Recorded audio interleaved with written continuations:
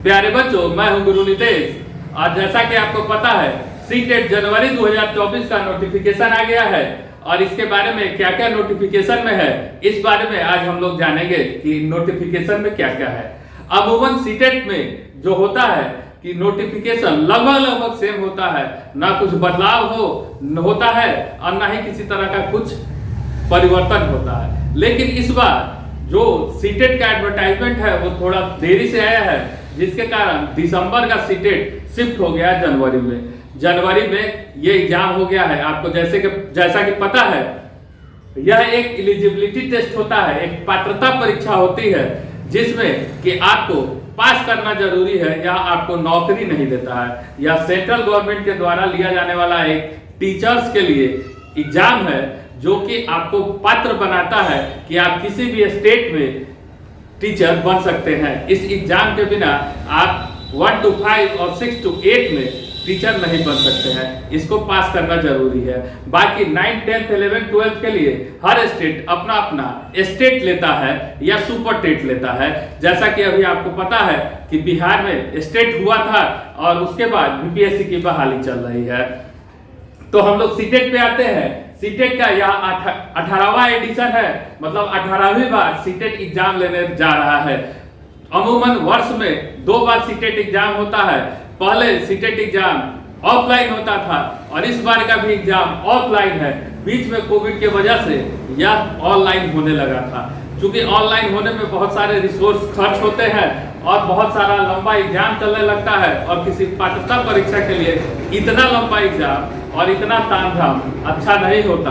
तो इसलिए फिर से पिछली बार से यह ऑफलाइन होने लगा है। अब इसका एग्जाम का डेट 21 जनवरी 2024 है, जो कि ऑफलाइन एग्जाम होगा। ऑफलाइन एग्जाम होगा मतलब आपको ओएमआर पे एग्जाम देना है। ओएमआर पे एग्जाम देना है, रन के एग्जाम देना है। टोटल 135 शहरों में इसके एग्जाम सेंटर बनाए गए हैं और यह परीक्षा कुल 20 भाषाओं में ली जाएगी। 20 लैंग्वेज में इसका एग्जाम होगा। इस एग्जाम में 150 सवाल होते हैं, जो कि कुल 150 मार्क्स के होते हैं। कोई भी निगेटिव मार्किंग इस एग्जाम में नहीं होता है। कोई भी निगेटिव मार्किंग इस एग्जाम में नहीं होता है। और इसके वेबसाइट ctet.nic.in पे जाके आप इसके फॉर्म को फिल कर सकते हैं। एलिजिबिलिटी जो होती है वह या तो आप बीएड हो या डीएलएड हो या एनटीसी हो, आप किसी भी कोर्स में इनरोल्ड है तो आप इस फॉर्म को फिल कर सकते हैं। अगर आज आपका इनरोलमेंट हुआ है तो आज भी आप फॉर्म फिल कर सकते हैं, क्योंकि माननीय सुप्रीम कोर्ट का निर्देश है कि जो भी एनटीसी के एग्जाम में पार्टिसिपेट कर लिया है, एडमिशन ले लिया है, वह यह एग्जाम देने के लिए एलिजिबल है। किसी भी पात्रता परीक्षा को देने के लिए एलिजिबल है। बिहार में होने वाले स्टेट के लिए भी एलिजिबल है। हरियाणा में जो अभी स्टेट आया है उसमें भी एलिजिबल है। लेकिन राज्य सरकारें इस पे बहुत सारा ऑब्जेक्शन लगा देती है कि आप पास होइएगा तभी दे पाइएगा। लेकिन अगर कोई सुप्रीम कोर्ट के फैसले को देखे तो उसमें स्पष्ट लिखा हुआ है कि किसी भी तरह के पात्रता परीक्षा देने के लिए आप एलिजिबल है। आप एनटीसी के वेबसाइट पर जाकर इसको देख सकते हैं कि यह लिखा हुआ है, स्पष्ट नोटिफिकेशन है माननीय सुप्रीम कोर्ट का। अब इसमें जो फॉर्म है वह 3 नवंबर से भरा जाएगा, जो कि 23 नवंबर 2023 तक चलेगा। करेक्शन के लिए आपको 28 नवंबर से लेके 2 दिसंबर 2023 तक का समय दिया गया है। लेकिन याद रखिएगा कि आप सेंटर के में करेक्शन नहीं कर सकते हैं। जो आपका करेक्शन हो पाएगा उसी में आप करेक्शन कर सकते हैं। और सीटेट स्पष्ट रूप से लिख के दिया है कि किसी भी तरह के गलती के लिए वह जिम्मेदार नहीं है। आप इसमें केवल एक ही फॉर्म भर सकते हैं, 2 फॉर्म नहीं भर सकते हैं। अगर ऐसा करते हुए आप पकड़े गए तो आपको एग्जाम से बाहर कर दिया जाएगा।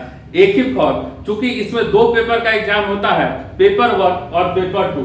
पेपर 1 का एग्जाम वो लोग दे सकते हैं जो बीएड हो, डीएलएड हो या और कोई एनटीसी का डिग्री रखे हुए हैं। चूंकि नया सुप्रीम कोर्ट के नियम के हिसाब से कि 1 to 5 में बीएड वाले 1 to 5 में बीएड वाले बहाल नहीं हो सकते हैं, तो भी आप चाहे तो भर सकते हैं। अब कल होके फिर नियम बदल जाए ये कौन जानता है, लेकिन आप चाहे तो बीएड वाले भी भर सकते हैं। पेपर 2 में डीएलएड, बीएड या और कोई उसके समकक्ष आप एग्जाम पास किए हैं तो वो भर सकते हैं। 1 to 5 के लिए पेपर 1 होता है और 6 to 8 के लिए पेपर 2 का एग्जाम होता है। तो आप फॉर्म भरने के बाद एक कंफर्मेशन पेज आता है जिसको सीटेट कहता है कि आप पीडीएफ में डाउनलोड करके अपने पास रख सकते हैं। Choice of centre can not be change, choice of centre को आप नहीं बदल सकते हैं। एज के लिए कोई लिमिट नहीं है, आप किसी भी उम्र में इसको भर सकते हैं, इसके लिए कोई लिमिट नहीं है।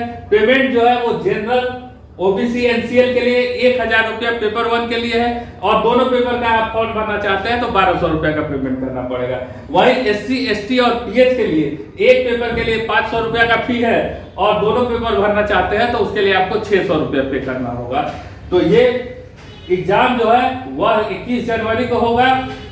पहले शिफ्ट में पेपर 2 का एग्जाम होगा। ये सबसे बड़ा चेंज है इस बार के लिए कि पेपर 2 का एग्जाम पहले लिया जाएगा, पेपर 1 का एग्जाम बाद में लिया जाएगा। पेपर 2 का एग्जाम 9:30 बजे से 12 बजे तक होगा, 2.5 घंटे का समय आपको दिया जाएगा। वहीं पेपर 1 का एग्जाम 2 बजे से लेकर 4:30 बजे तक होगा, ये इसमें भी आपको 2.5 घंटे का समय दिया जाएगा। इसके अलावा इसमें हम लोग को दोनों पेपर में 2 लैंग्वेज सेलेक्ट करना होता है। तो आप पेपर 1 हो या पेपर 2 हो, जब लैंग्वेज सेलेक्ट करने की बात हो तो आप पेपर 1 में हिंदी को सेलेक्ट कर सकते हैं, पेपर 2 में इंग्लिश, उर्दू, संस्कृत, जो भी आपको चाहे उसको सेलेक्ट कर सकते हैं।